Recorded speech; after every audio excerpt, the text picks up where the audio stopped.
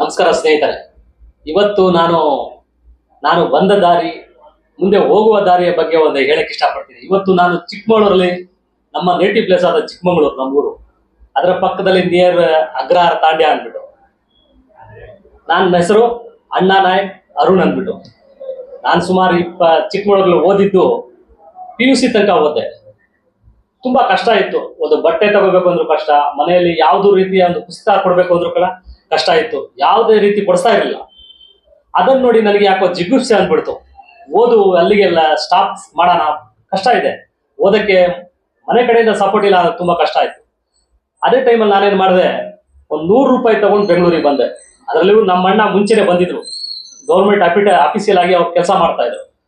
ಹಂಗೆ ಬರೋ ಟೈಮಲ್ಲಿ ನಮ್ಮ ಬ್ರದರ್ಗೆ ಕೇಳ್ಕೊಂಡೆ, ನನಗೊಂದು ಏನಾರ ಒಂದು ಗೌರ್ಮೆಂಟ್ ಆಫೀಸಿಯಲ್ ಆಗಿ ಒಂದು ಕೆಲಸ ಕೊಡಿಸ್ಕೊಡೋದು. ಎಲ್ಲದಕ್ಕೂ ಹೆಲ್ಪ್ ಮಾಡಲಿಲ್ಲ ಯಾರು ಕೂಡ. ಪ್ರತಿಯೊಬ್ಬರ ಕೈಲೂ ಕೇಳ್ಕೊಂಡೆ, ಯಾರು ಹೆಲ್ಪ್ ಮಾಡಲಿಲ್ಲ. ಅದೇ ಟೈಮಲ್ಲಿ ನನಗೆ ಬೆಂಗಳೂರಿಗೆ ಬಂದಾಗ ನಮ್ಮ ಜನತೆ ತುಂಬಾ ಸಪೋರ್ಟ್ ಮಾಡಿದ್ರು. ಯಾವುದೇ ರೀತಿ ಕೂಡ ಬಿಟ್ಕೊಡ್ಲಿಲ್ಲ. ನೀ ಏನೇ ಮಾಡು, ನಾವು ನಿನ್ ಜೊತೆ ಇರ್ತೀವಿ, ಮಾಡು ಅಂತ ಕೇಳ್ಕೊಂಡು. ಹಂಗ್ ಮಾಡ್ಬೇಕಾದ್ರೆ ಪರವಾಗಿಲ್ಲ, ಒಳ್ಳೆ ಸ್ಟೇಜಲ್ಲಿ ಬಂದೆ. ಸುಮಾರು ಅವಾಗ 700 ರೂಪಾಯಿ ಸಂಬಳ ಇದ್ರು ಕೂಡ ಅದೇ ತರ ಇತ್ತು. ಆ 700 ರೂಪಾಯಿ ತಕ್ಕಂತೆನೆ ನಮಗೆ ಖರ್ಚು ಇತ್ತು, ಅದೇ ತರ ಬರ್ತಾ ಇತ್ತು. ಪರವಾಗಿಲ್ಲ, ಚೆನ್ನಾಗಾದೆ. ಇವತ್ತು ನಾನು ದುಡಿಮೆಗಿಂತ ಇನ್ನೊಬ್ಬರಿಗೆ ಸಹಾಯ ಮಾಡೋವಷ್ಟು ಕೂಡ ಉತ್ತಮ ವ್ಯಕ್ತಿಯಾಗಿ ಬೆಳೆದೆ. ಹಂಗ್ ಮಾಡ್ಬೇಕಾದ್ರೆ ನನಗೊಂದು ಏನನ್ಸು, ಒಂದು PSI ಹಗರಣ ಅಂತ ಬಂತು. PSI ಹಗರಣ ಅಂತ ಬಂದಾಗ ಎಷ್ಟು ಗೊತ್ತಾ, 50 ಲಕ್ಷದಿಂದ ಹಿಡಿದು 1 ಕೋಟಿ ತನಕ ಕರಪ್ಷನ್ ಆಗ್ತಾ ಇತ್ತು. ಪ್ರತಿಯೊಬ್ರು ಕೇಳೋರು, ಇಷ್ಟು ಲಂಚ ಕೊಟ್ಟು ನಾವು ಕೆಲ್ಸಕ್ಕೆ ಹೋಗ್ಬೇಕು, ನಾಳೆ ದಿನ ನಮ್ಮ ಮಕ್ಕಳು ಯಾವ ತರ ನಾವು ಓದಿಸೋದು, ಲಂಚ ಕೊಟ್ಟು ಹೆಂಗ್ ಕಳ್ಸೋದು ಅನ್ಸ್ಬಿಡುದು. ಅದೇ ಸಮಯದಲ್ಲಿ ನನಗೊಬ್ರು ಫ್ರೆಂಡ್ಸು, ನೀನ್ ಯಾಕೆ ರಾಜಕೀಯಕ್ಕೆ ಎಂಟ್ರಿ ಆಗ್ಬಾರ್ದು ಅಂತ ಕೇಳಿದ್ರು. ನನಗೂ ಇದು ಒಳ್ಳೆ ಸಮಯ ಅಂದ್ಕೊಂಡು ನಾನು ಕೂಡ ಎಂಟ್ರಿ ಆದೆ. ಅದೇ ಟೈಮಲ್ಲಿ ಕೆಲಸನೂ ಕೂಡ ಅದೇ ತರ ಮಾಡಿಸ್ಕೊಂಡು ಹೋದೆ.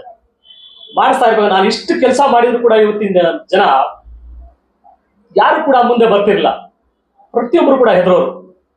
ಏನೇ ಒಂದು ಸಮಸ್ಯೆ ಇದ್ರು ಕೂಡ ಒಬ್ಬ ಗೌರ್ಮೆಂಟ್ ಆಫೀಸಲ್ಲಿ ಕೇಳ್ಬಿಟ್ಟು ಕೆಲಸ ಮಾಡಿಸ್ಬೇಕು ಅನ್ನೋ ಧೈರ್ಯ ಯಾರಿಗೂ ಇರ್ತಿರ್ಲಿಲ್ಲ.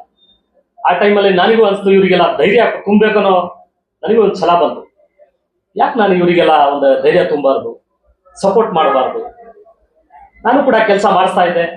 ಕೆಲವರು ಜನರಿಗೆ ಕೇಳಿದೆ, ಅಣ್ಣ ಮಾಡೋಣ, ನಾವು ಸಪೋರ್ಟ್ ಆಗಿ ಇರ್ತೀವಿ ಅಂತ ಹೇಳಿದ್ರು.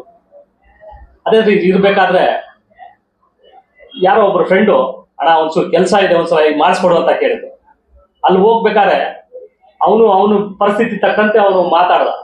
ಅಣ್ಣ, ನಮಗೆ ಎಲೆಕ್ಷನ್ ಟೈಮಲ್ಲಿ ಒಂದು 500,000 ಕೊಟ್ಬಿಡ್ತಾರೆ, ಈ ತರ ಕೆಲಸ ಮಾಡು ಅಂದ್ರೆ ನನಗೆ ಏನಂದ್ರು ಗೊತ್ತಾ, ಆಪದಿಚ್ಚಿಂದ ಅಮೌಂಟ್ ನೀ ಎಮ್ಮನ್ ದುಡ್ಡ ಅಂದ್ಬಿಟ್ರು.